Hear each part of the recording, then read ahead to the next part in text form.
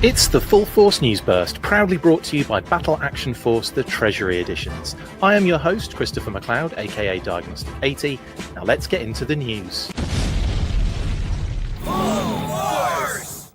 Actually more like medium force right now, isn't it? Yeah, wind, sails removed, what have you. Anyway, welcome to the News Burst. Hello, I'm Chris McLeod, of course, as already stated in the little intro you had a few seconds ago. Yeah, bit of some pants news, really. I was actually all excited to come on here and talk about digital file cards, which we still are going to do, by the way. I'm going to be talking about the digital file cards in the second part of the I'm flexing with my Toy Fair brain band on there, and I just noticed that. Just realized I haven't taken it off yet.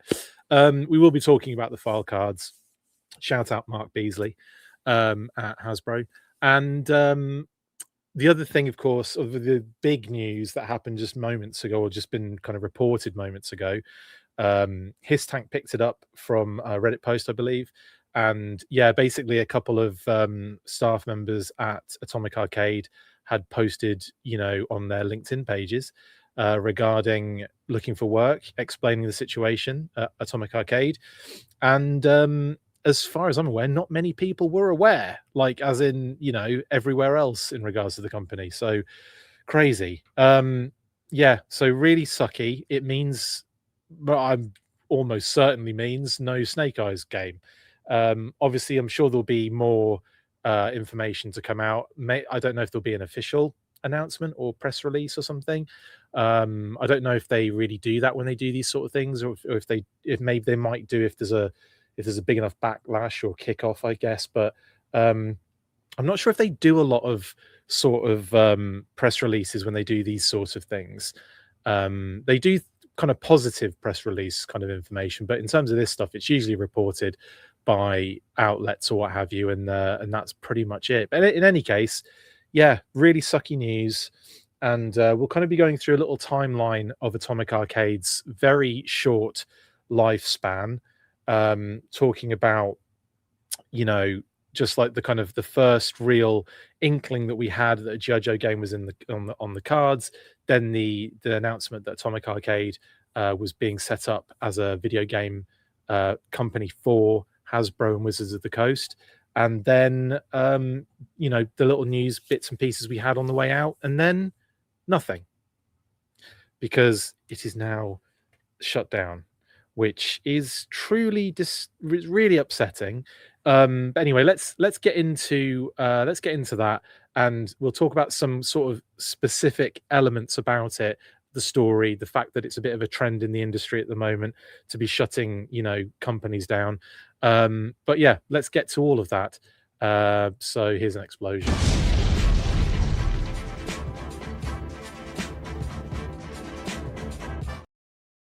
Yes, again, not officially announced technically, but it's happened.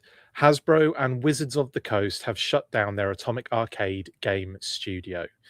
Now, cast your minds back to I can't remember exactly when it was, like 2021, 2. I can't remember exactly. It was a number of years ago, and there was a Wizards of the Coast sort of kind of like a video. It was a Hasbro Wizards of the Coast sort of investment video that was doing the rounds. It was like an event, and it was because it was obviously COVID rife at the time. There was like a focus to do their sort of like spiel, and like they kind of talk about all the different things they had planned and everything in this sort of corporate video style scenario. In that particular video, it must have been in 2020. It must have been in 2020. Because I believe Brian, the previous CEO, Goldner was still in charge at the time and still alive at the time. And there was a little clip in the video where Wizards of the Coast, Chris Cox, who was running that particular company at the time, like he was the one at the heading up Wizards of the Coast at the time, was talking about all of the different things that Wizards of the Coast were doing, including video game development. And they posted in that video a couple of kind of, well, images that flashed up on screen, basically, of concept art for a G.I. Joe sort of first-person shooter style situation.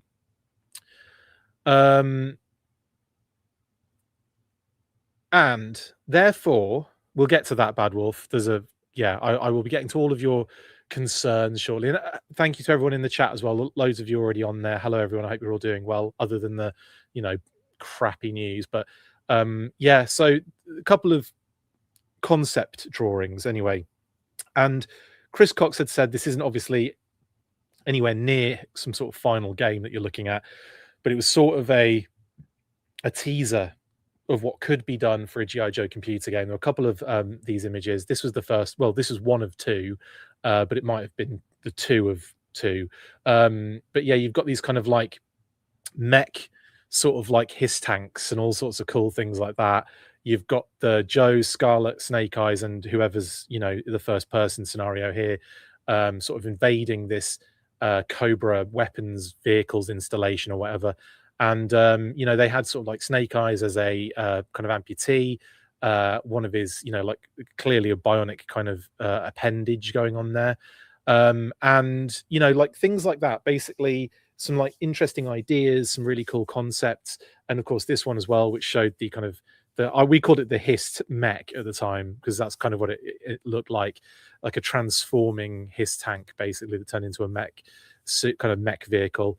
We also had the kind of coil cycles, but obviously in G.I. Joe coloring at the bottom of the screen as well. And you have, again, I believe it was Scarlet and Flint. Yep, Scarlet and Flint on the vehicles. And then obviously like Cobra Troopers in the background. Snake Eyes doing a crazy like leap towards this mech. It was a really fun and cool like little concept thing. And this actually got, I remember when this first came out, being really excited at the prospect of a AAA G.I. Joe game. And then of course, not long, not really long, it was around about the kind of Snake Eyes movie sort of period that the Atomic Arcade video game company kind of studio was set up to be specifically for Hasbro to develop computer games, like high-end AAA, expensive, takes years to develop kind of computer games. Cheers. And and then obviously, like I said, Atomic Arcade was created. Brandon Jerwa was brought on as a writer as well. A lot of people were involved. We had a website, and the website posted interviews with members of the team, and there was a lot of kind of like content coming out about what the Snake Eyes game was going to kind of like look like, and what it feel like. It was going to be an adult, more kind of geared towards adults, going to be a mature game is what I should have said. And it was going to obviously carry a high age rating so that they could, obviously have, like ninja swords cutting through people, I'd imagine. A very sort of kind of, I imagine high violence, of course, but you know what I mean. That's what the aim was going to be. It was going to. They shifted their focus from G.I. Joe as a whole to Snake Eyes. So Snake Eyes became the focus, as if it was the 90s and the Marvel comic had just decided that Snake Eyes was going to be the title character in the comics. And that was the sort of idea, and it was shifted over to the Snake Eyes game, and like we were getting loads of information. It was actually quite refreshing. The website was quite slick and nice, and just had some really nice articles on there with all these kind of interviews on. And the really sad thing is, well, other than it's more sad that people have lost their jobs, of course, but one of the sad things for us in this particular sense is that we were literally a week away from some interviews with the members of the team, which I'd set up the end of last year. Was asked to like set up and reconnect for setting dates after Toy Fair. Here we are. I was very close to getting everything sorted out and sent out again for for finalizing an interview with anyone or any bodies or multiple people from the company to talk about development on the game and what to expect, and nothing. crickets, obviously. Well, obviously, no, I didn't send anything because this has happened. So yeah, there we are. Now, in that time period, of course, with the development of this studio, it was only last year, and I say that like it was many, many moons ago. No, it was obviously, last year, as in 2025, not too long ago at all at this stage, as we're only in February. The company, Atomic Arcade, revealed screenshot sort of not screenshots, like images of the Snake Eyes design, the actual there's an article online that says the game is not cancelled as of 6 p.m. tonight, trying to cross. Oh, thank you, Risky. Thank you. At the moment, I'm in this position of just reporting on the information that we have. And that is that they are shutting this, they're shutting it down. Obviously, people have lost their jobs and are out there looking for more. So we're not, at the moment, we don't know if it's, like I said, it's not 100%, we haven't had the official announcement yet. What happens to the game is still very much up in the air, isn't it? They could always move it somewhere else. That could be the case.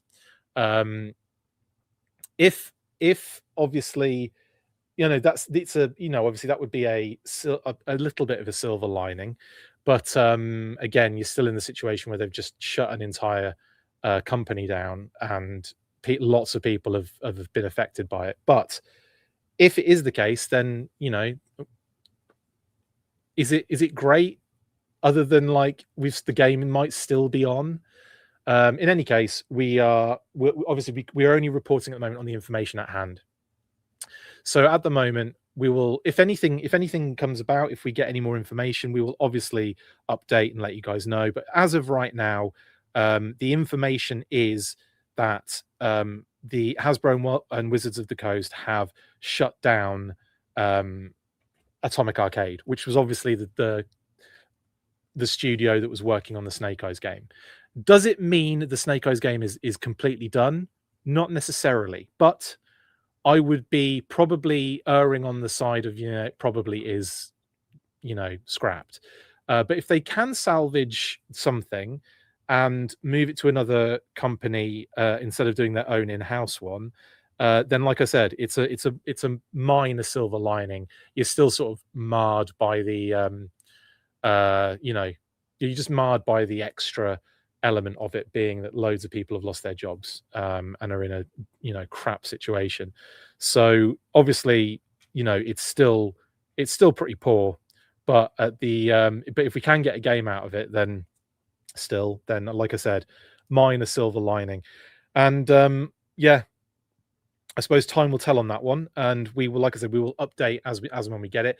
Coming back to this sort of history sort of element, we got these two images of Snake Eyes design at this stage shown off. It was this shot from behind Snake Eyes, looking at sort of like certain aspects of the design on his gauntlets, on his sort of like his helmet headgear as well, which is kind of cool.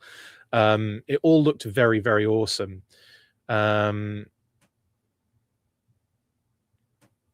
Risky says that studio was in a Research Triangle Park, I believe, in North Carolina. I believe there are other studios there, just not sure if any Hasbro affiliation. Yeah, I wonder if Hasbro are going to take it to another AAA game sort of company and have them do it. I don't know. We don't know at the moment. And like I said, as Huntress has mentioned, tons of AAA studios have been shutting down, or they've been shutting down divisions and studios and laying off employees like crazy these past few years. At the same time, game prices are higher than ever. Yeah, exactly. Thank you very much for that extra information, Huntress. And yeah, absolutely right. There's a trend at the moment of shutting, divisions and studios down. But anyway, yeah, so we got this image and we got this one from the front as well to kind of show us a sneak peek of what to expect with Snake Eyes. And that was it. And that was it for us. That was it for some time, actually. And I had reached out around this time to see if I could get some sort of interview. And like I said, at the end of the year, 2025, we were involved, we were sorted, we were ready. And yeah, no dice, unfortunately. Like I said at the beginning, like I said at the beginning, We haven't had official confirmation, but it's pretty obvious that the studio is shut down. Okay, Atomic Arcade as an arm of Hasbro is no longer happening. But like I said as well, do the games die with it? There's a possibility that's the case. There's also a very slight possibility that the game continues elsewhere. Maybe they're looking at it and going, we've dumped a lot of money into this. Maybe we can just see it to the end and get something out of the situation. Personally, I would have been. Obviously, I'm not looking at the money side of this thing.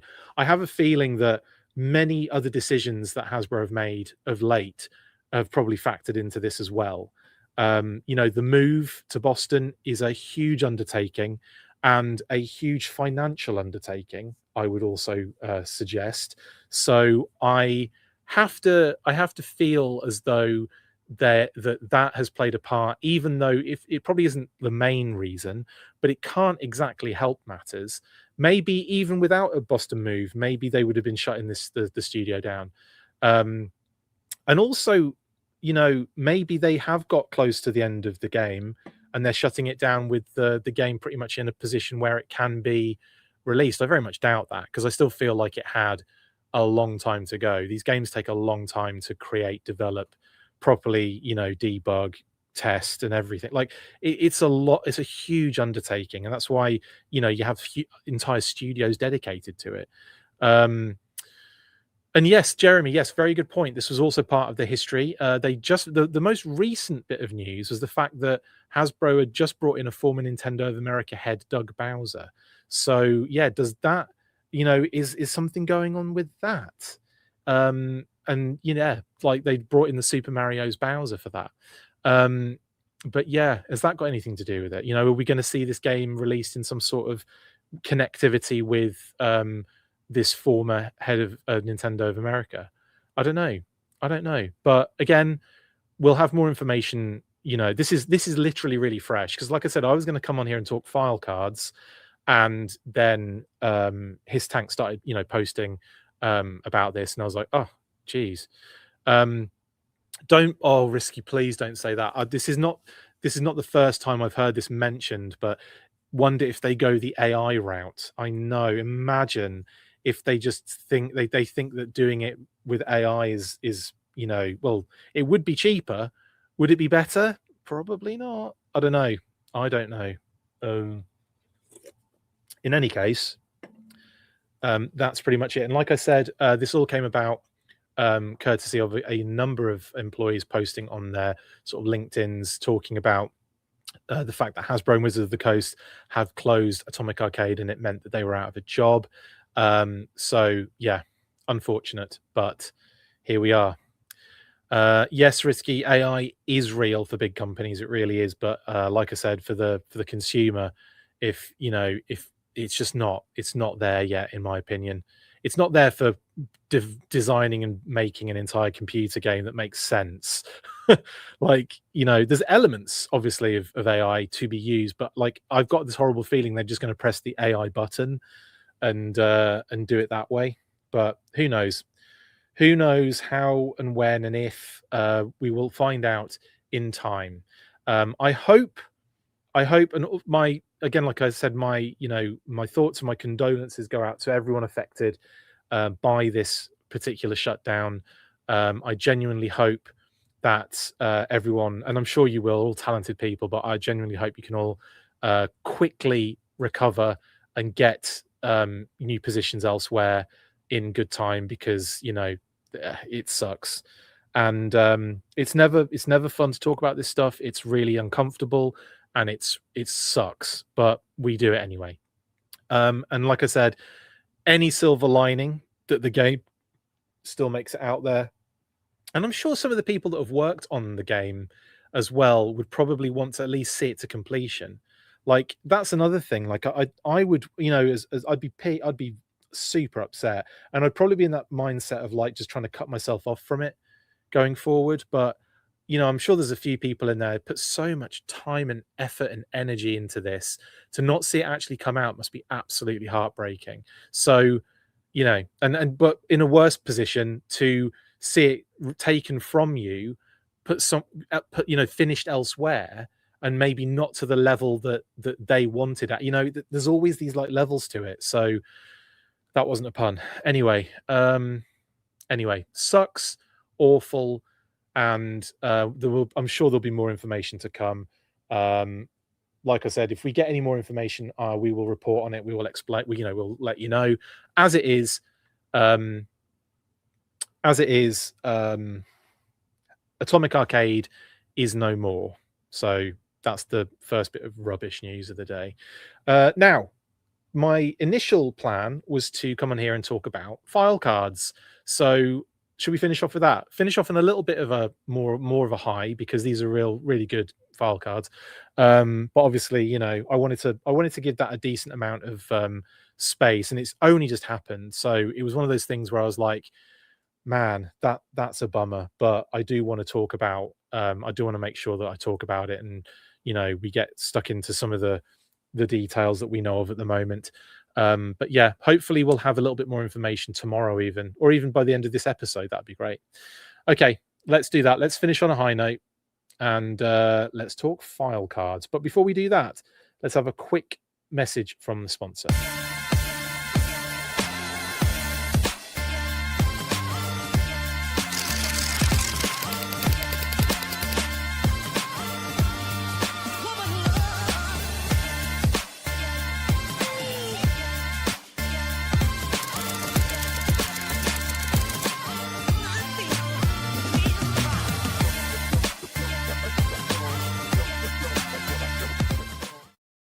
Yes, make sure you order your wonderful deluxe Treasury Edition Battle Action Force comics. They are incredible, beautiful pieces of work, courtesy of Brian Hickey and the good folks at TotalToyBooks.com. Anyway, that is that. You can find them on TotalToyBooks.com if you're in the UK and Europe, Skeletron.com in the US, and Amazon anywhere else in the universe. Right then. What was I going to say? Yeah, digital file cards. So Hasbro have revealed a batch of brand new digital file cards on their socials today, and I was quite happy about this because I've been sort of like that John Travolta meme, looking around, kind of going like, where are all the file cards, guys? And not just for this batch, but for like Lifeline. And I know we've got like we've got your we've got sort of like already got information of file card information for a lot of characters, and they often do in some cases they do just reuse some of the old file card information, of course. But Airtight as well is a good example of that. But I really think we need to have these every single release, every single time there's a big release of figures. I think the file cards need to actually happen. If they're not going to be on the packaging, then at least get some digi ones. So yeah, and I'm glad that we have got some very shortly after the reveals on the weekend. Now, we don't have all of them yet, so maybe there's more to come. So we've got what Zartan. Excuse me, Ninja Force Zartan wasn't in there. Zanya isn't in there. Taurus and Red Dog aren't in there. And you'd think they'd have their own two separate file cards, wouldn't you? Who else did we get revealed? Oh, the Snake Eyes and the Stealth Flight Pod obviously don't have them. God, I'm trying to think of what else was revealed. I can't. The legacy, obviously, the legacy figures will never have file cards. They're generic characters. Okay, I'm scanning the imaginary room here. Oh, the Diatech Night Creeper is not on there either. So I do expect to see more of these. And yeah, but this really, like, for the ones that we needed a lot of backstory on, we certainly did get it, didn't we? So your Sundown, I'm looking at your Sundowns, your Professor Rockclaws, and so on and so forth. So we've got a lot of good new sort of like lore to enjoy. I will say, Leon, none of these are AI written, because we know the copywriter of these, the writer of the copy. Shout out to Mark. who does a phenomenal job with these, and this is why I like them so much. If these were AI written, I would not be we would not be enjoying this in the same way. In any case, let's have a look. Let's break them down. We'll start with Airtight, who I believe most of this is from the original file card. I just want to double check that while we go. I haven't had a chance to. I've only read the kind of ones. I've read them actually. I just haven't had a chance to cross-reference the writings on the originals, the original texts. So first of all, his name is Kurt Schnurr, so that's a good start. And he was born in New Haven, Connecticut, which is amazing. Ordnance and what is it? Obviously, yeah, CBR, chemical, biological, radiological warfare, and ordnance. Yeah, so that is correct. That is correct. Kurt was the kid who could hold his breath the longest. Yeah, this is the same. So this is lifted from the original file card. Nothing, changed. I don't think they've changed anything on this, which is totally fine because again, we have Airtight's information already, don't we? We don't need a new backstory for him. So this one is as you were in terms of file cards. But yeah, there you go. That's Airtight. Next, we have Dawn Moreno. Now, obviously, Dawn doesn't have an action figure, but she does have bio information. I believe on in one of the comics, she might have had like a bio when she first appeared, I want to say. But I'm going to read this one out anyway because it is, it's still technically new to a lot of people and obviously might help in explaining who she is. So Dawn Moreno, aka Snake Eyes. Covert operations, ninjutsu is a primary speciality. Secondary is infantry. And her birthplace is Springfield, USA. They don't obviously tell you exactly what Springfield because that would be giving the game away. Destro is my spirit animal says, hey, Chris, do you know where we can see all the old copy, like files for Ghost Viper or Wolf Spider? I feel like there was something written, but I don't know where to read it. So all of the copy, and shout out to Destro is my spirit animal. Hello, sir. The original copy is always on the post, the Hasbro Pulse figure posts, basically. So if you go on Hasbro Pulse and you kind of get through the first bit of intro, they'll always have that little bit of copy about that specific character. In terms of the other file cards, I believe they're always digital and they're always on their socials. I don't think they're housed. I don't think they're stored anywhere other than on the socials as pictures. Some people may have been getting them together and putting them on stuff, but yeah, there's no real sort of place to kind of view them other than the socials for like G.I. Joe and Hasbro socials and what have you. But yeah, I could dig out some of the ones because we've shared them as well in the past. So maybe I could kind of send them your way if that would help in any way, shape, or form. But yeah, there's nowhere I don't think there's a place we can actually find this stuff in one source. The GIJoe.com website was perfect for it. And Airborne Customer says I can post them on my Instagram in a little while. Thank you, Darren. Appreciate that. Childish Landino says if only there was a G.I. Joe website where they could combine everything. I know, right? Just when they start doing file cards, we don't have a friggin' website to actually put them anywhere. Okay, well, let's get back to Dawn. So Springfield High School student Dawn Moreno caught the attention of Cobra Commander after successfully beating the entire lacrosse team by herself. Now, I know that means beating them in terms of winning the game, but I just had the thought of her just beating the absolute living daylights out of everybody. Quickly proving herself invaluable. He made her his new apprentice under the tutelage of Baroness. Dawn was strapped into the brainwave scanner and mistakenly implanted with the stored memories of Snake Eyes. A highly conditioned and athletic teenager now possessed the knowledge of an Arashikage ninja and seasoned combat veteran. The perfect combination, if you will. Confused by the flurry of new memories, she sought the legendary Onahashi sword Morning Light in New York and ultimately found guidance from Storm Shadow and his aunt, Obaki Obasan, who completed her ninja training in Tokyo. Eventually, she learned to achieve a peace between her own psyche and that of Snake Eyes, embracing her new calling as a member of the Joe team.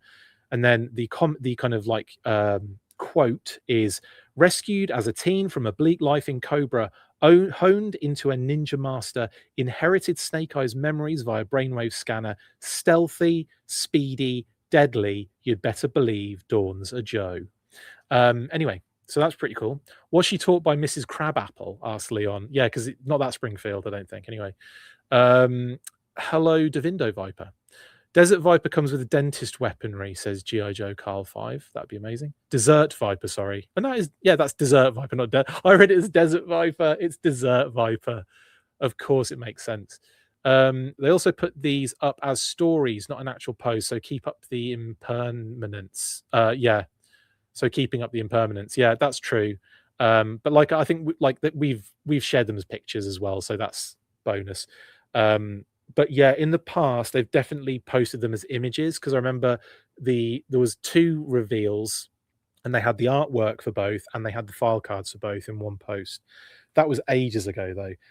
Heavy Duty and the Trench Viper also got them, didn't they? Huntress says, you would be surprised how many lacrosse sticks will fit in an orifice. Would I though? Anyway, so that is Dawn Moreno's bio. Again, a character created by Larry Hama in the IDW phase of the G.I. Joe comics, and has obviously carried over into Skybound now. Yeah. Ghost Viper did also have a file card, yes. Do we think Dawn has had a crush for Scarlet? That's an interesting point. But I think didn't they sort of cover that? I want to say that there was a moment where Scarlet and Dawn sort of had a conversation about things, and I'm sure something like that came up. I can't remember. If Mark from Talking Joe was in the chat, he would remember, and in fact, one of you might. So as well, I just can't remember. I know there was almost like there was a hint of a sort of possible, like a little bit of a bit of flame, a little kind of like possibility when Dawn and was it Helix were sitting together, and there seemed to be like a little spark there. That never really got followed up. I believe that was in one of the silent option issues. Cool. Anyway, that is that, I think. So yeah, that is. Oh, here we go. Mark says yes. Dawn felt a bit confused about Scarlet. There you go. I was recalling that sort of vaguely, but not. Yeah, thank you, Mark, for the confirmation. In the Energon Universe comics, there's definitely a hint at romance history between Scarlet and Jinx, right? Yeah. If I recall correctly, which I'm crap at remembering things when we've had like 20 issues since, but yeah, they lived together, but I wasn't sure if they were friends or if there was a romantic connection. I can't remember exactly, but yes, I think there was a bit of history there between Scarlet and Jinx. Anyway, that's Dawn Moreno, and that figure, by the way, phenomenal. I was really like,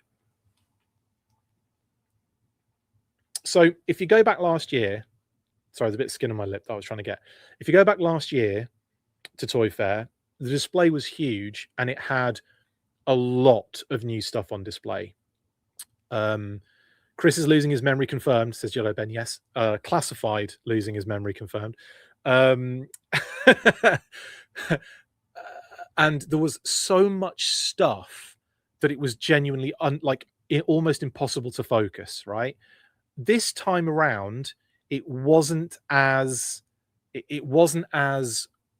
overwhelming, I will say.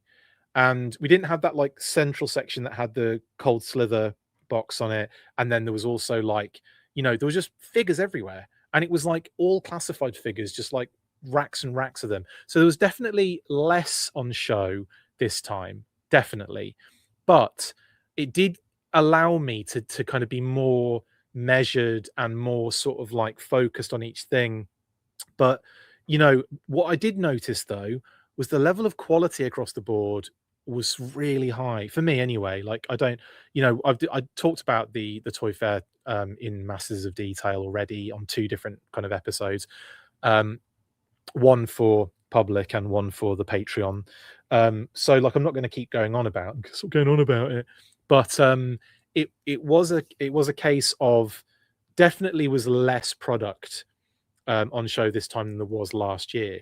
Now it's funny as well because when you think about how much product there is on the line plan this year, there's a lot more than there was last year, or there's a lot of extra stuff that is on those listings. It's definitely more listings, definitely. So with that said, I would also say that there was a moment last year, I think, where Hasbro were kind of like realized that they'd kind of put a lot out that particular weekend, and they were struggling to to not find stuff, but to like make sure that they didn't, because you get to the end of the year and you're sort of like, yeah, we kind of absolutely just showed everything off in like the first week kind of thing of the year. So there was definitely a feeling of a bit of imbalance, I want to say. Plus there was a lot of weird stuff going on last year that sort of like affected the line plan and made things move around and change a lot. So this year they've had some shifting around. Obviously, the mainline listings have kind of moved around a bit, but I think that was more a knock-on effect of last year. Thank you, Luke. Appreciate that comment. Thank you for all your work this weekend. It wouldn't have been as fun without you. Thank you. Wouldn't have been as fun without. I appreciate that. Thank you very much.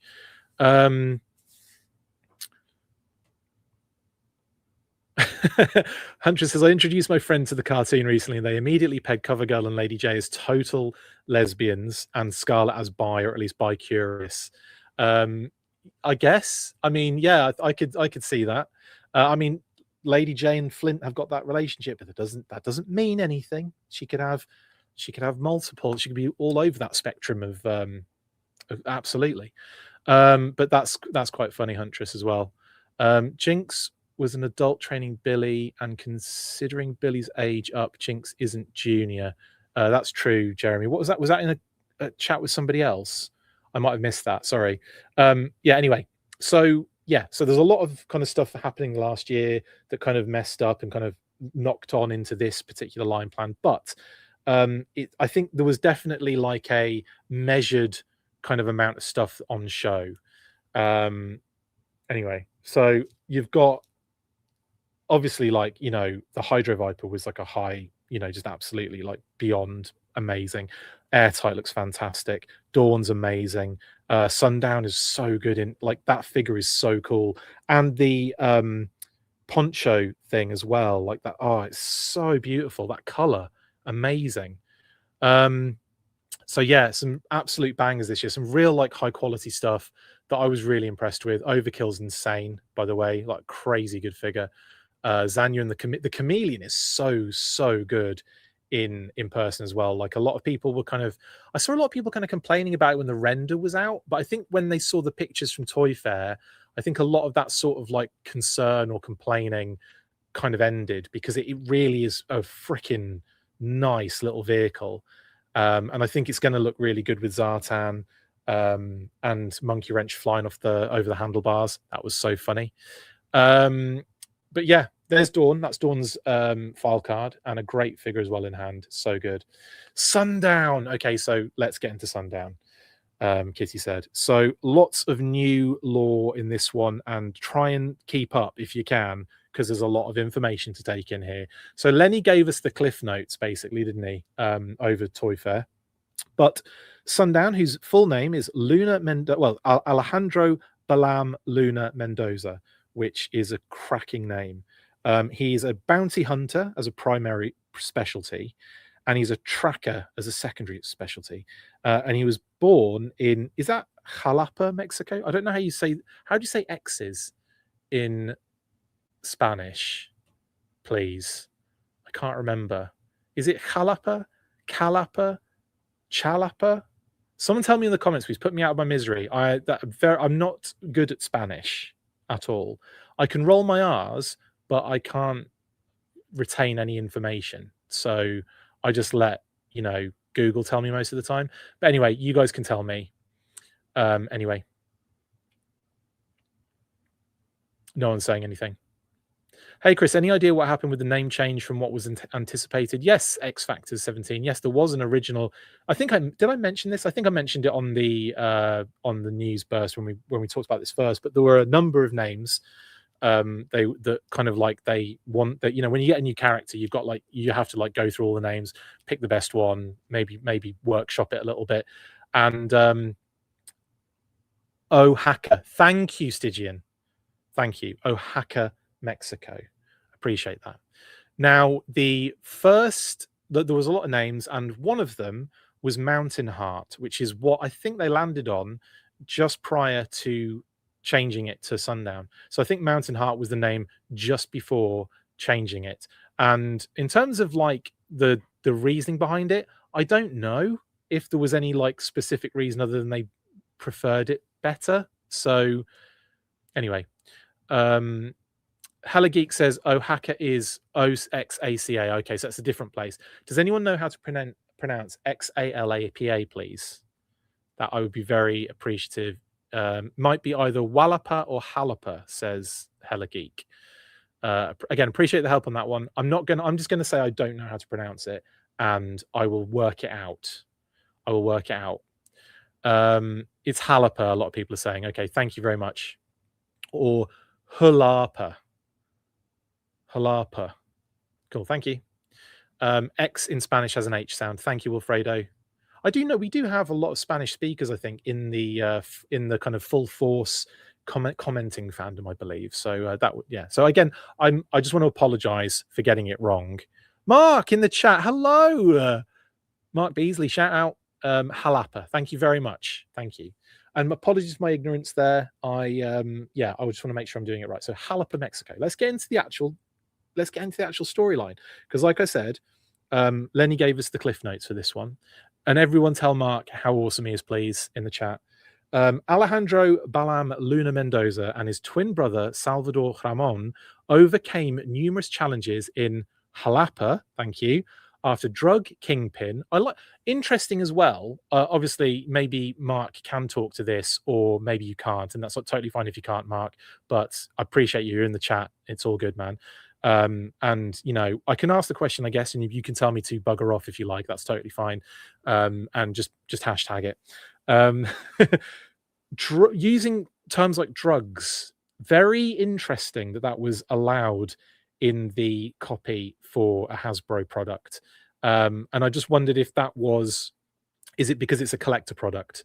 Just putting that out there. I don't think I've ever seen, you know, usually there's an avoidance of using certain, you know, sort of like terms when you're dealing with toys from a Hasbro perspective. So was that one that was difficult to get through, or was that something that no one really, you know, batted an eyelid at because it's a collector product? You can let us know if you can, of course, in the comments there. But I just find that quite interesting, because I don't think I've seen that before with, you know, and I'm sure it was on the Headman's card art and all that stuff as well. File card and the Headhunters and what have you. And obviously the Drug Elimination Force, you know, it was there. But at that time, it was sort of like that was the big thing that was happening in the States. So I kind of can see that, you know, it was like a just say no sort of scenario as far as Hasbro were concerned in that sense. So I'm just interested to see how it's kind of translated going into this. Anyway, after Drug Kingpin, Headman, and the Lords of the Underworld cartel killed their professional ball player father before they were even born. Hot damn. That is some deep lore right there. So they had a professional ball playing father who obviously was killed. I'm going to assume he was involved in some sort of illegal betting scandal, maybe, and then was offed. I don't know. I've added that to the lore. If there's ever any more lore about this, like, I tell you what, right now, and it probably is happening. I just don't know officially, of course. But do you think Skybound are going to do something with this? Do you think we're going to get a Sundown introduction, like a kind of one shot or a small part, like a 2, 3, 4, 5 parter or something, kind of like about this particular character. I wonder. Hunter says the message behind this one is obviously drugs are bad, MK. That context probably helped get it past. Indeed. And like I said, you know, I'm just it's just an interesting like thing that I noticed when I was reading it initially. I wasn't expecting to see drugs or Headman mentioned, I've got to say. So anyway, Headman, how old is Headman then? He must be about 60, says Diecast Nick. I don't think anyone cares about age in this kind of stuff, but yeah, he's going to be pushing a high end there, unless he was very young when he started his you know, sort of cartelling. Because yeah, even if he was like, let's say he was a young child and he got into drugs early, like selling them, and then became a kingpin at like, I don't know, 17, for example, then how old would he be if Sundown right now is got to be what? I mean, Sundown looks like he's got to be in his 30s minimum, but he could be younger than that. So yeah, 50 or 60 would not be a bad shout in terms of how old Headman would be in this particular moment right now. But anyway, I like that. There's loads more in this. I really should read it more often, shouldn't I? Okay, so they had a professional ball-playing father who was killed by the Lords of the Underworld and Headman, and that was before they were born. So they were raised by their mother in the home of their grandparents. They grew out among the mountains and trees hunting birds. Although both vowed to take down those ruled by greed and pride, each brother chose a different path in this quest. Sundown honed his skills serving in the Fuerzas Especial throughout Mexico, while his brother became a lawyer and politician bent on rooting out corruption in local government. Man, this is so deep. I love it. Salvador quickly ran afoul of Headman, who kidnapped him. So his brother's been kidnapped now. Now Sundown uses his skills and natural tracking abilities as a bounty hunter allied with G.I. Joe. Sundown stalks his quarry through the darkened streets and deserts. Ah, there you go. That's why he said deserts before, because there's a typo in there. Crossroads and dense jungles of his homeland, seeking justice and looking for evidence of his brother, intent on taking down Headman and the other heads of the Lords of the Underworld before he and his brother lose theirs. He is relentless in his pursuit. That's so cool. That's really cool. A lot of deep lore there, a lot of interesting, exciting stuff, and I think would make for a really cool Skybound situation. So it would be a really cool thing for the 200th figure in Sundown being a new character to be introduced in the Skybound series. I think that would be phenomenal. I mean, I'd be surprised if that doesn't happen. But again, at the same time, you know, it might not at the same time. Cheers. But I thought that was really cool. I'm really into this character. And like I said, the figure in person is so good. Like the little the jaguar tattoo on his forearm, sick. He's got neck tattoos as well, which are really dope. And again, that cover's awesome. The hat's really nice. The gear he's got is really, really cool. Like his secondary is kind of like armor, or his tactical vest, and all of his, like, you know, holsters and everything. It's just dope. I'm down.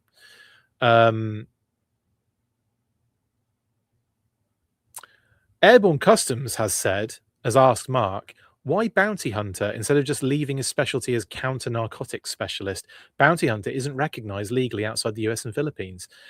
Yeah, but like, again, this is not real life, Darren, is the answer to that one. It's not real. So he can probably be affiliated with G.I. Joe and still be, he's a bounty hunter.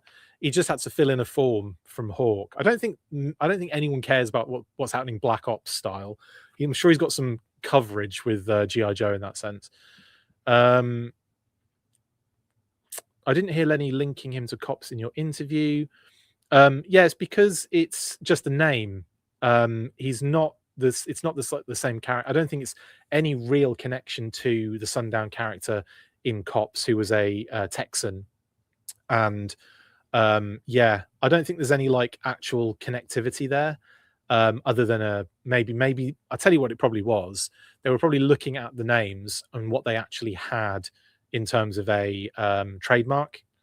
It could have been probably something along those lines. And yeah, I would say bounty hunter does sound cooler than counter narcotics operative or whatever it was. But yeah, I think that's probably what it was.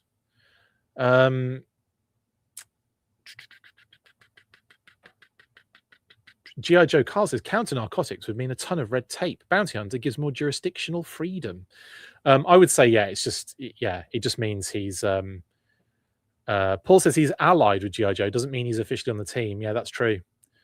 Well, I kind of feel that, honestly. I just assume that because of the fact he is a bounty hunter. Maybe they're just helping him because they're also after Headman. Maybe some sort of Skybound comic would tie all of this together and explain it for us. Mark has said, just a name that fit the character. Bounty Hunter was in Lenny's original concept. Thank you, Mark. Appreciate the response, dude. That's awesome. Isn't one of those characters a distant relative to Beachhead? Asked Jason. Yeah, it's Checkpoint is related to Beachhead. I believe he's a grandson of, or great grandson of Beachhead, I want to say. Because it's Wayne Sneeden the third, so that would be Wayne Sneeden, then yeah, it would be grandfather, right? Yeah, it would be his. So if Wayne Sneeden had a son called Wayne Sneeden the second or junior, that would be it. You'd have there'd be a Wayne Sneeden Jr. connecting both Wayne Sneeden and Wayne Sneeden. Can I stop saying Wayne Sneeden, please? But you know what I'm saying? Yeah, there's that connectivity. I mean, there is connectivity with G.I. Joe and Cops. I just don't believe there's connectivity with this particular Sundown character and the Cops Sundown, because that isn't a narrative connection. It's just the fact they had the same name. And they're not like, the names are very different. So it's like I don't think there's anything there other than they probably just wanted a something that was on the list. Hey, here's one we have still. Yeah, Captain Walker Calhoun is Sundown in Cops. So yeah, not really a familial connection there. Yeah, again, Darren, it's not real life, so I think there's a level with G.I. Joe where there's a suspension of disbelief. And in these particular cases, they can't really stick to a lot of the realities of military and like modern legal processes, because otherwise we wouldn't have anything going on. It would just be like, just be the generic military toys of what is happening in real life. So it's sort of like, because there has to be a disconnect, in my opinion. That, again, this is my opinion. I'm not telling you what you should think or how you should feel. From my perspective, it's one of those things where there has to be a disconnect to some degree to allow a story to actually happen, a narrative to actually happen and continue.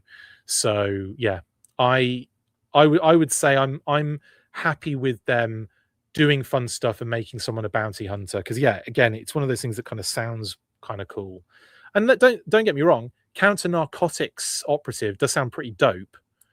That does sound pretty cool. But again, I think there's a balance with classified, and that yes, it's a bit more sort of real life. It's a bit more gritty. And then I look to my left and I see Pythona standing next to me, and I go, well, so much for real life.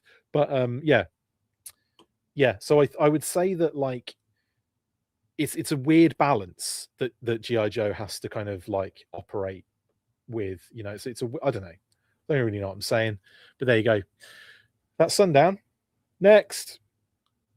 So anyway, in summary, I really freaking hope, I really do hope that we get a comic about this.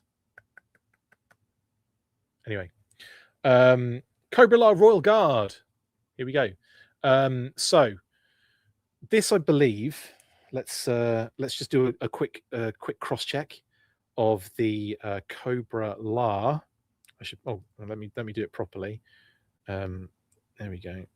Yep. So, it is there. Cool. So the Royal Guard. I love it that you said let the web of remembrance tell the tale is the first part of that, Mark. Absolutely stunning. Love it. Let the web of remembrance tell the tale. Also, how amazing is it that Cobra-La had the internet before anyone else, by the way? Anyway, bred and surgically enhanced for size, strength, and endurance, the Royal Guards of Cobra-La are responsible for the personal protection of Globulus, supreme ruler of the Hidden Valley and last descendant of the Serpent Kings. Encased from head to foot in organic insectoid armor, Cobra-La are impervious to any ordnance up to a high explosive anti-tank round. Although formidable in battle, the guards tend to be tactically unimaginative and are relatively useless without close supervision. That is what's on the original one. And it is the same as this one, isn't it? Bred and surgically enhanced, size responsible for the personal protection of the Globulus, supreme leader of the Hidden Valley and last descendant of the Serpent Kings, encased from head to foot in bioorganic armor, organic insectoid armor. So that's changed. I like that. That's a nice change, actually, Mark. That makes a lot more sense. As in it makes like sense to be updated a little bit, that one. So that's cool. So there is a change there. Cobra-La Royal Guard are impervious to any ordnance up to high explosive anti-tank round. Yep. Although formidable in battle, the guards tend to be tactically unimaginative and are relatively useless without close supervision. Interesting. Yeah, it's the same as the original. But Mark did an absolute banger and sent me on a complete like wild goose chase by putting let the web of remembrance tell the tale at the top. Phenomenal, Mark. I love it. Mark says many cars use as much of the original as possible, tweaked here and there. Yeah, absolutely. And like I said before, we accept it because it's like great lore to already have. And I love what you do with the new stuff is what I'll say on this one, Mark, because not just because you're in the chat and I feel like there's a lot of pressure for me to say that you're really good at this, but I really did love the Twilight Guard file card more than it had any right. It was so good and it didn't have any right to be that good. A friggin' Twilight Guard, a potential throwaway troop builder, if you will, and I'm say that with the most respect. It's a really cool figure, but it is a a generic troop builder. So to give it such a incredible backstory was just nuts. And Mark says that's so those who still aren't fans of Cobra-La can just wave it away. Okay, cool. I love the Twilight Guard backstory. So do I. It's amazing. Squishy says, yes, more file cards from Mark, please. Nice one. Carla says, the Royal Guard tend to shoot dice unless they're being watched. Is that what it says? The next bit, there was an attempted coup in Cobra-La around the time when Emperor Hadrian was building his wall. I love that, by the way. 500 irate noblemen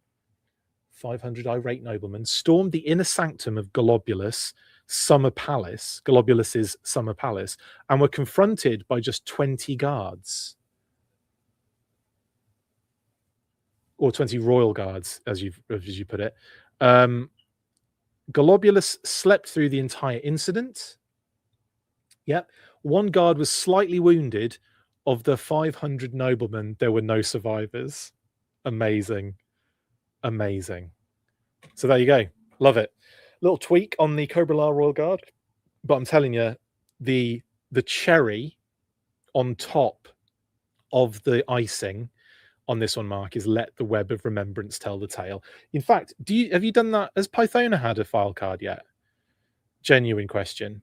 Are you going to be... Oh, here's a question for Mark in the chat. Are we going to be going back and getting file cards for some that have been missed out in the period between today's reveal and, going back a little bit? Just a question. Or is this going to be like going forward sort of scenario? Or can you not say? Totally fine if you can't say, and I will just ignore me. But there's the Cobra-La Royal Guard. Boink. Mole Rat. Now, this, I believe, is the same as the first Mole Rat card. And you've just added the stage 2 image. Is that correct, Mark, on that one? Don't know. I think that's the case, though, because obviously we've had the Mole Rat already, and only time will tell, says Mark. Okay, cool.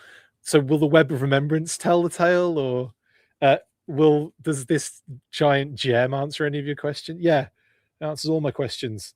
At the moment, Mark is our is our gem of that size, isn't he? New line at the end of first paragraph. Prolonged exposure has only aggravated the symptoms of the infection, advancing it to stage 2, compounding their mutation and degeneration. Awesome. So there is a little bit of a tweak on this one as well, which is good.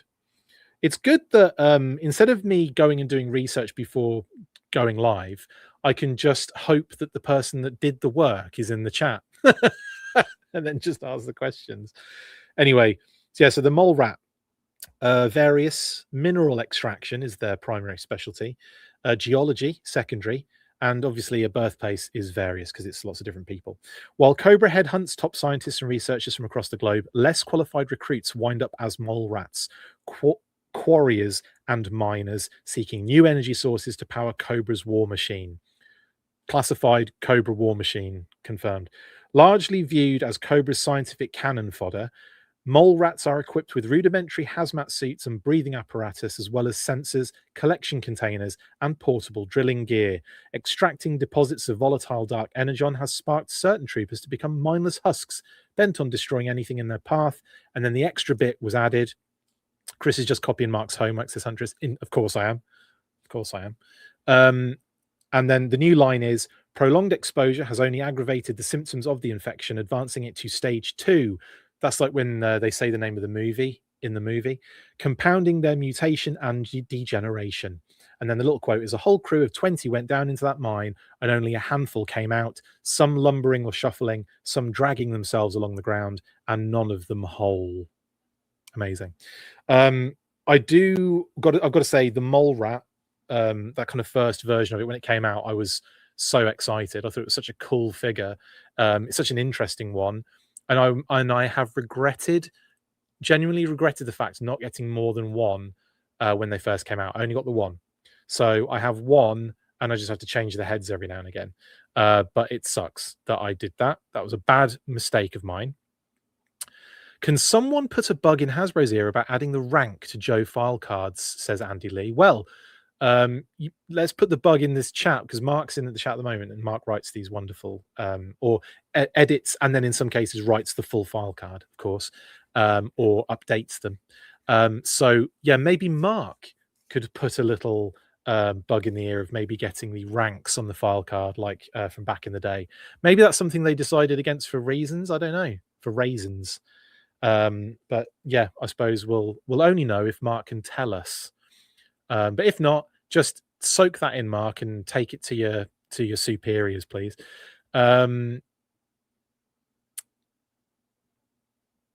can still get mole rats, says Joss83GI. Can you?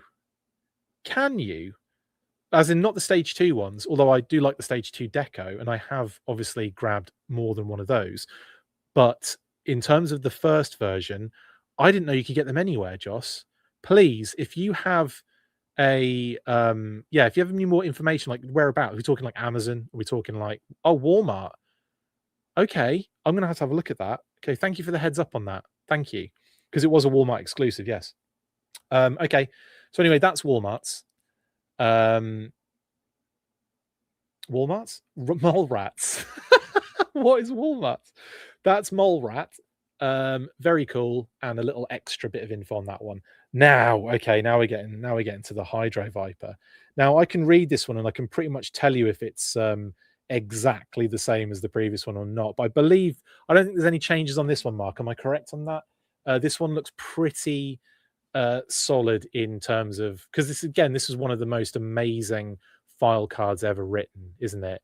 So I've got to admit, like, this one, look closer. There is. Okay. Right. Let's do it. You've handed you. I'm just gonna have to read them together, like I'm some sort of moron. I did check this earlier, and maybe I just skimmed it and didn't give it enough love. Okay. Yes. Of course. Yeah, of course, because obviously Professor Rockclaw's in there. Of course, so dumb of me. I should have just started reading it. So yes, the original obviously stated that Hydro Vipers are qualified eels, Cobra frogmen, etc., etc. This is in there, but Mark has given us a bit more additional elements at the beginning.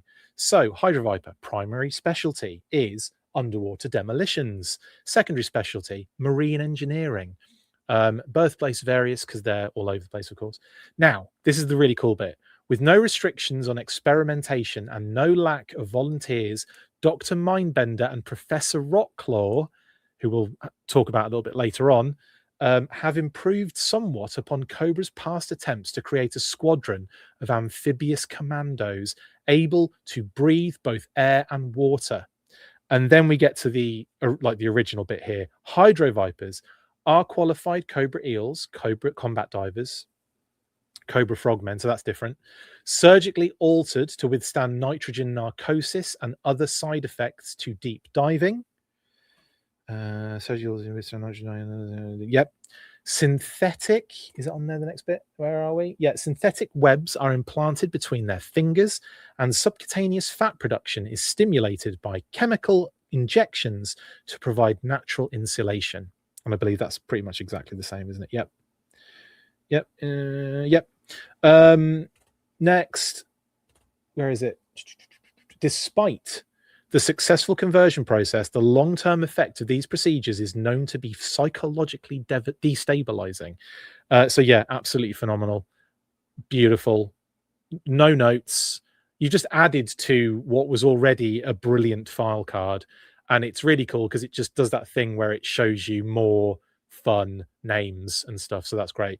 I'm sorry those guys aren't human anymore. I realize they're virtually unbeatable in underwater combat, but so is a great white shark. And I'll bet the shark is friendlier.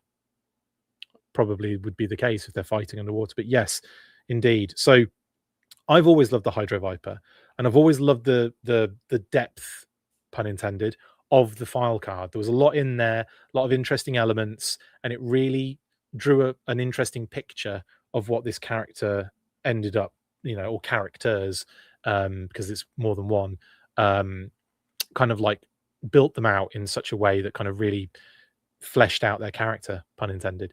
Now, the thing I would say about Hydro Viper is I think this deserves some sort of not silent issue, but a special missions where we see a potential candidate from the eels putting themselves forward to have this experimentation done, and the comic breaks down all of those different things in the file card, all the different things they have to go through, all of the effects that it has on the body, how it changes them. I think it would be so cool. I think it'd be really cool. It could be a silent issue, I suppose, Scott, but I'd love a special mission sort of vibe where we get like a bit more, like some more information. Maybe it could be like the information could be written sort of like in like a file, like a report sort of thing would be kind of cool. So rather than like word bubbles, it would just be like these little boxes of like, official report kind of clips, and it would like, explain what happened to this particular individual. That would be so cool. I think that'd be so cool as a comic. Really delving into deep diving into the Hydro Viper as a troop. I think that'd be so cool. So anyway, brilliant stuff. Love the new additions. Of course, we've got the added aspect here of Professor Rockclaw, who obviously is in a similar sort of vibe to Mindbender experimentations. They've created dinosaurs now, of course, but like that's the Hydro Viper. Next is Professor Rockclaw, Crispin Kilgore. Amazing. Primary specialty, paleontology, genetic engineering. Secondary specialty, Paleo Viper pack leader. Birthplace, Johannesburg, South Africa. Shout out to Joburg. Shout out to the team at Joburg.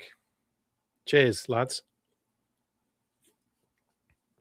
Would this be the first character out of Joburg? I can't recall if there's been a Johannesburg, a South Africa, Johannesburg specifically character. That's great though, by the way. Another addition to the map as well. I could be wrong. I just want to message Steve and find out, like, has there been a character from Joburg? Let me know in the comments, please, if you know of one, because I can't think of one, and that doesn't mean there isn't one. It just means I can't think of it. under the pressure that I'm under at the moment.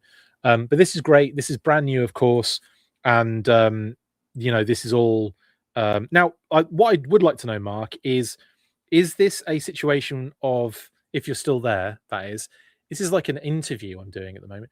Is this a thing where you kind of come up with this, or are you given some rough elements? Is it a sort of like back and forth process with, say, Lenny or someone else, other team members, like, or are you effectively given some bare bones and you fill it out? Like, how is that working? Did you write this one from scratch, or was this one that was sort of like, here's the idea, go nuts sort of thing? Like, let us know in the comments if you're there still, Mark. Though it would be lovely to know. But either way, if we, maybe one of these days I'll get you on the show, actually. That'd be freaking awesome. We could talk about this in more depth and detail, because I find this fascinating personally. So anyway, yes, Crispin Kilgore grew up a child of privilege, his family's vast wealth granting him every luxury imaginable, but no money could provide this young boy's greatest wish, a real-life dinosaur of his very own. His obsession with all things prehistoric drove him to studies combining cutting-edge genetic research with paleontology. As his methods began pushing ethical boundaries, he was expelled for unscrupulous conduct and rumored looting of dig sites. Ostracized from any reputable university, he sought out Cobra and Dr. Mindbender as the only organization with the adequate facilities and capital to realize his experiments. Reviving the Cobra Deinonychus from extinction, Professor Rockclaw now serves as pack leader of Cobra's Paleo Viper forces, pairing the troopers with his creations, which they attempt to wrangle and direct against the enemies of Cobra, with mixed results. Professor Rockclaw has no real allegiance to or belief in the ideals of Cobra. He'd serve anyone who helps him play with his toys. That's amazing. Amazing. Love it. Love it.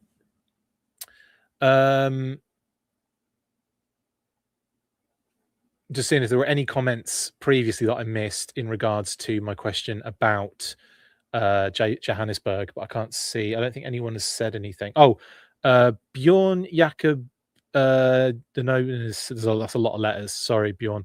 I think Major Blood and Wild Weasel were fighting in the Rhodesian War, South Africa. Yes, but I'm talking specifically, have there been any characters born in Johannesburg before? Because I don't think they have. Oh, Mark, yay, Mark has responded. Back and forth. Lenny came up with the design, and then we talked about what might be appropriate for the character. I developed and wrote it from there. In that case, Mark, you're an absolute genius. Love it. This is great, dude. This is great. Another really like I'm loving this. And again, as I'm reading this, I'm sort of like imagining all of this now, like happening, like in my head. Again, I think Skybound is obviously there's a lot to do. Like Skybound have got a lot to going on at the moment. Of course they have. But I really do like the thought of them delving into some of these new characters with spin-offs, one-shots, all that kind of stuff. I think it'd be really, really cool. Airborne Custom says, with my wife and daughter constantly watching Friends, Ross Geller comes to mind with Rockclaw. Amazing. Shot at Elon. No, says Grizzle. Could be. Are these on the back of the box? Unfortunately not, Lego Star Wars Kid. These are just digital. And they haven't been incorporated into the packaging, unfortunately. Or like, it'd be cool if they came inside the package, like as a little card piece. But again, that's cost, so I get it. Hunter says, mixed results? No, you're playing with overgrown crocodile lizards. Yeah. Well, I would say you're playing with overgrown violent birds. Anyway, they're not. Unfortunately, we don't get the file cards in physical form, but they're great in this kind of form. And again, massive thanks to Mark for doing these and for being in the chat. That is next level. Did not count on that, and you've come through hardcore, mate. Love it. Finally, I believe we have Overkill. And I'm not going to pretend that I read the Overkill card, and I know, so I'm just going to read it. And, let's see if we can see any differences. Here we go. I say that, but not actually going to, I'm just going to read the actual one. Cobra Overkill. classified in terms of name. Primary specialty, BAT, Battle Android Trooper Commander. Secondary specialty, Battlefield Tactics. Birthplace, unknown. Overkill began as an experimental prototype, excuse me, melding a battle android trooper with a human host, a trooper who ran afoul of a Cobra war game training exercise. It just made sense to make him the leader of an entire unit of android troopers, since more than 50% of his body has been replaced by mechanical parts. He is also equipped with integral body armor and a self-contained breathing unit. His vision has been enhanced with image intensifiers and infrared scanners. A targeting computer is hardwired between his right eye and trigger finger. Having command of a small army of mindless robots has affected his mind, along with the PTSD of his procedure, making him overly sentimental and protective of his troops. Overkill sees them as individuals and given them secret names, picking out some for special attention. Again, nice depth on that one. But I don't know off the top of my head if that was the same or not. So I'm going to just check. Obviously, there might be changes and differences in it, but I don't know if that is exactly. So this, like the original one, Overkill began as an experimental prototype for the third generation of BATs, but because of his advanced microcomputers and enhanced tactical logic programs, the cost projections were too high for profitable mass production. It's not the same at all, is it? He might have continued to gather dust on a shelf in the Cobra research labs if Cobra Commander hadn't decided to utilize him as a battlefield commander for the android troopers. It was Cobra Commander's idea to add a voice synthesizer program to repeat demoralizing slogans at deafening volumes. I love that description for the for the talking battle commander's backpack. That's amazing. Overkill's primary job is to operate the destructive Cobra Earthquake battle vehicle. Obviously, it couldn't be the same, could it? But it's fun and it's interesting and it's cool that they've gone a different direction with that. What is interesting to me is it feels like Overkill is just an experimental version 3 bat, as opposed to a cyborg. So I like the fact that because obviously after that we did get Overkill having different sort of like narratives built around him. One was that he was the Saw Viper, right? That was, they used the Saw Viper that killed all the Joes. Which is what Airborne Customs is saying. Thoughts on Overkill being the Saw Viper that killed the Joes at Trucial Abysmia? Devil's Due gave him the name Robert Skelton. They did, yeah. But again, they might be just going a different direction with it in this particular kind of sense. And I think that's probably best in some of these scenarios where the figure has originated in the vintage period, as opposed to being slightly changed and altered in the middle a little bit, when it changed hands. And it's funny how some lore kind of takes and then some of it just kind of like gets like, changed or completely eradicated. But yeah, love it. His helmet, yeah, Lego Star Wars Kid says, love his helmetless head sculpt. Yeah, that kind of cyborg face underneath is dark. I'd always assumed Overkill was sort of a bit human though inside. Like I'd always assumed that anyway, even though the file card doesn't really go into that sort of depth or detail. Yeah, he's got an oxygen regulator mask, so he must have been. They just don't talk about it in the file card, but the fact that he has an oxygen regulator mask means that must be some sort of human element in there. And there's a cerebral intelligence sort of thing, mind control memory drain unit, all that kind of stuff. So it does talk about it in the file card, the original one, but it doesn't describe that they used, humans. And maybe that's because it was a kid's toy and they didn't want to, because it just says began as an experimental prototype for the third generation of bats, but because of his advanced microcomputers and enhanced tactical logic programs, the cost projections were too high for profitable mass production.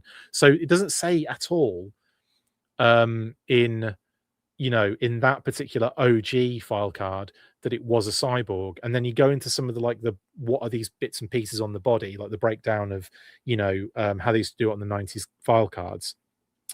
And it mentions an infrared night scope eye and a telescopic analyzer eye, but that's just the same eye.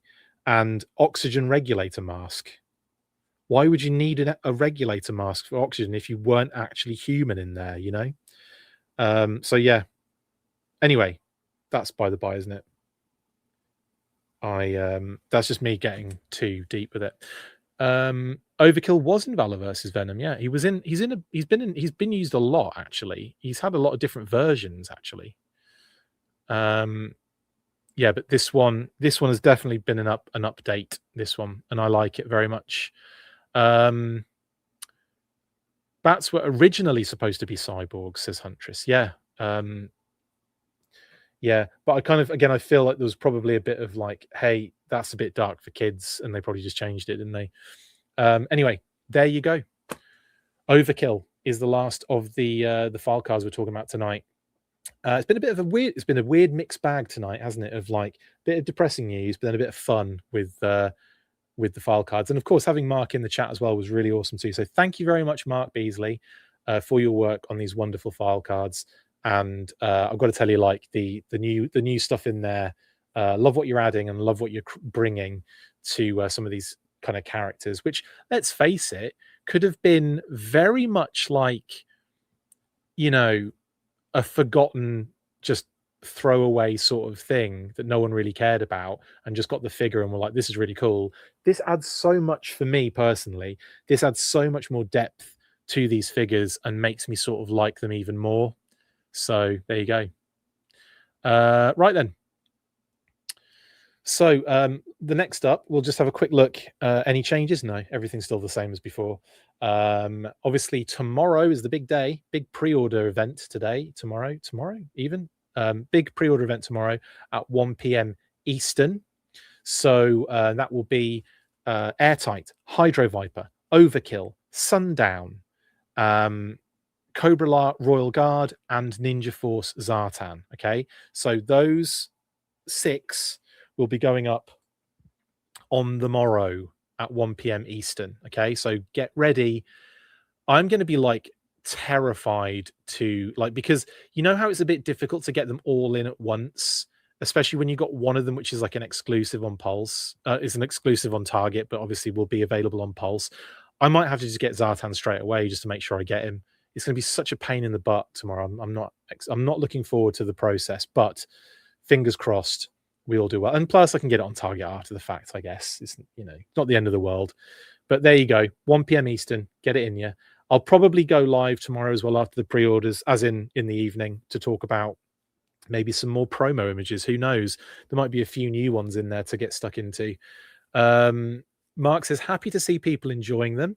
Oh, I'm enjoying them, mate. And I think you've seen a lot of people in the chat definitely getting into them. So yeah, they're great. And then you said, with the new characters, it was important to us to give them that depth so people would latch onto them. Absolutely agree with you. And like I said, I think it makes them way more interesting to me as well. Like way more interesting. Robert Duvall passed away today. I missed that, Felix. That sucks. Rest in peace, Robert Duvall. That really does suck.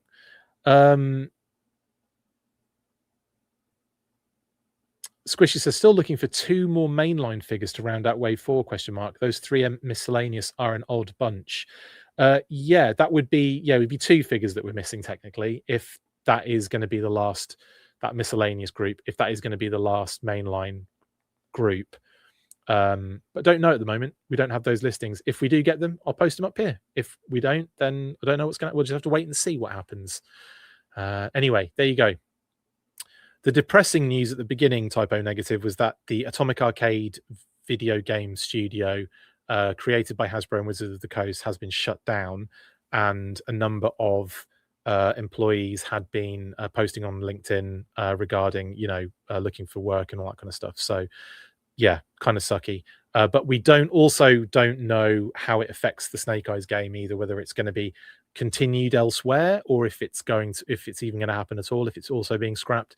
We just don't have the official confirmation yet. So that will be an ongoing story, I imagine, until we get the final information. Anyway, yeah, that's the leaked listings 2026. No changes since I last spoke to you guys. And pre-orders tomorrow, 1 p.m. Eastern. Right, next, the name only reveals that are left are Iceberg, Deep Six, and Shebang. So nothing added from Toy Fair, because again, Toy Fair isn't really, it's like a trade show, and it's where the companies go to, like, court big retailers and all that kind of stuff, right? So it's, and show off product for the year, show off product for that short period of time afterwards, and kind of like do the sort of like industry thing. And so therefore it's not really something that has a panel. It's not something, they have a little follow-up, but it was like a social post, wasn't it? So yeah, it's really all about having those press events, and then the press doing all of that sort of promotional stuff after the fact, which is what happened, wasn't it? Anyway, and if you haven't seen what happened at Toy Fair, go check out my video interview with BMAC and Lenny, please and thank you. That was a lot of fun to do on the floor at Hasbro, and yeah, really enjoyed it. But anyway, those are the name only reveals that we have left. None have been revealed yet, so I expect these to be sort of a digital render at the next viewing at some point, whether that be before Yojo June or for Yojo June, who knows? We'll have to wait and see, won't we? Did Lenny let BMAC talk at all? Not really, Bad Wolf. BMAC was there just to kind of follow up on how they were going to be sold, and Lenny just went nuts on like talking about people's brothers being kidnapped and stuff like that.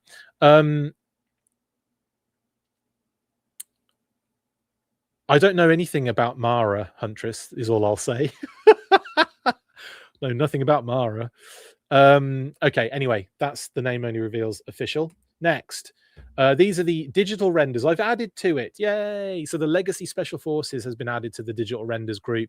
Obviously, Dawn is already pre-ordered, so she's off both groups now. She wasn't even on this. I didn't even get a chance to put her on it, because it was like the moment she was up, it was like I did the episode. Could have had her on there, but there was no render, I don't think. No, there was a render at that point. Tony posted it after after Larry and BMAC had revealed the figure, but I like one episode to put Dawn in the digital renders group, and it wasn't worth it. So anyway, she is now obviously wouldn't be on it anyway, because she's already been pre-ordered. So the Legacy Special Forces is the only digital render that we have currently that is obviously awaiting its next phase of pre-ordering. The other thing, of course, we don't have I suppose technically I got rid of Zanya, but she hasn't gone up for pre-order, has she? So Zanya should be on here. I just realized Zanya should be on here, shouldn't she? And the Swamp Skier. Yeah, I think so. I think that is the case. Right, I've just realized that she needs to be on this, so I'll be changing this again next time. Anyway, there you go. You've got Special Forces, the Arctic Steel Core Drift Viper, Arctic Sword Viper 3-pack, and of course I will throw in Zanya, who was on it, but I deleted her off this because I didn't think she needed to be on it, like an idiot, but she should be on here. So I'll get that fixed. Not that anyone cares, but And of course, we don't have any more teasers left, because the Deinonychus was revealed, which I thought the entire time was a Velociraptor, of course, when we had the information. But it was it was really interesting and a bit surreal to actually finally hear the name. And it took so long to sink into my brain. I was like, hang on, you just said about 500 words. Professor Rockclaw, Paleo Viper, Cobra Deinonychus. There's a lot to soak in there. But in any case, very cool. And yeah, there you go. Doesn't Zanya go up tomorrow also, or did I misread that? Don't think Zanya goes up tomorrow.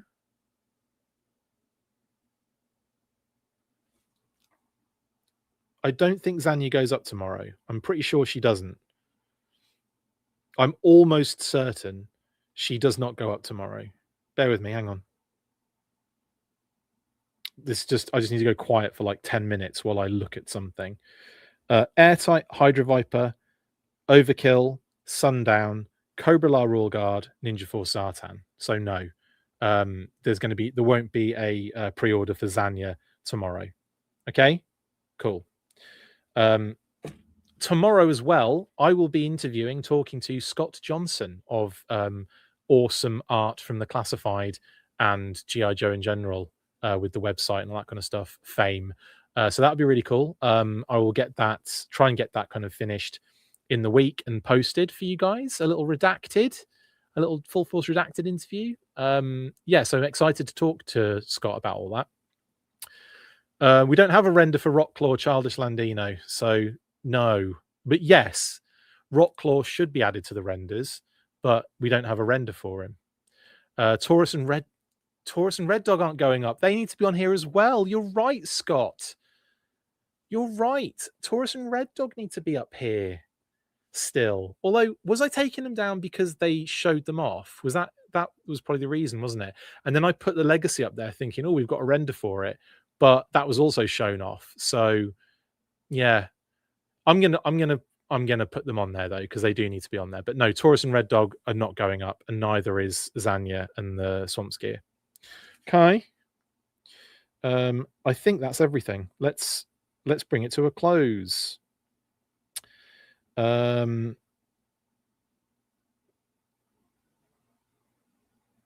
Why? Sorry, someone sent me something.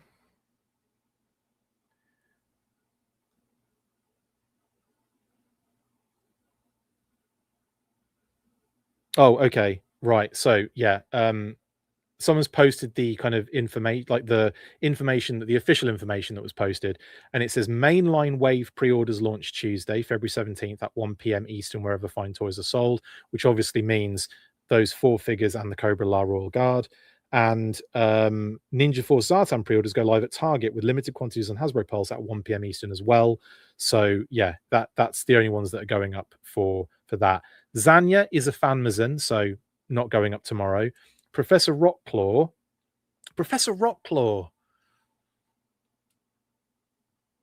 Would technically mean, because they're mainline, aren't they? That figure and pet set is a mainline. I'm gonna have to double check on that. Either way, there's going to be a lot of pre-orders going up tomorrow. So all I would say is expect a lot of pre-orders. Is Prof? I really need to make sure though, because I don't. I'm very confused.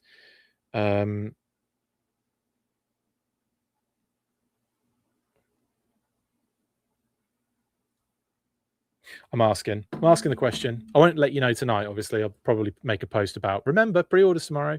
Anyway, the post listed everything, but then said mainline and Target. Yes, it did, Scott. Yeah, for the pre-order, it did. But yeah, not everything is. And in actual fact, I remember BMAX saying, you know, he was basically going through all the things that were going to be on, you know, up for pre-order and everything, and he explained all the different things that were happening, and I completely forgot all of that information. Okay, yeah, so no Professor Rockclaw tomorrow. It's just the main line, as in Airtight, Hydra Viper, Overkill, Sundown, Cobra-La Royal Guard, Ninja Force Zartan. That's it. That's the pre-orders tomorrow. Everything else will be sprinkled about on the lead up to Yojo June, and then I believe the Stealth, Flight Pod, and the Varmint ATV 2-pack Battle in a Box Cobra versus G.I. Joe Snake Eyes versus the Stealth Viper, that will be for Yojo June, I believe. All right, cool. Right, that's it. Right, cool. Everything's done. Thanks very much, guys, for joining me for this weird episode. Weirdest live episode I've done in a long time. Thanks to Mark Beasley, who obviously joined us in the chat. There he is. Chris, talk to the powers that be, and I'm happy to come on the show at some point. Right. Mark Beasley, guys. We're getting Mark on, and we're going to talk file cards. So there. That'd be a really fun redacted. Can you write it for me, Mark? Can you write the entire show, the questions, all that stuff? That'd be great. Thanks. Just kidding. But no, I will definitely reach out and try and get that set up. That'd be great. Maybe next week if you're available, Mark. Maybe next week after. I don't know. We'll see. We'll work it out. I like this. I'm excited. Right. There you go. Weird, surreal episode. But there you go. This is what happens. This is what we do on the Full Force. Have a wonderful rest of your evening, everybody. And I will see you on the next one. I can't multitask for anything, can I? Stay fresh cheese bags, and after 3, you know what to do. 1, 2, 3.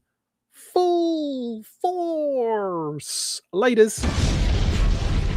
That's it for this instalment of the Full Force News Burst. Make sure to like, comment and subscribe. See you next time, and as always, Full Force.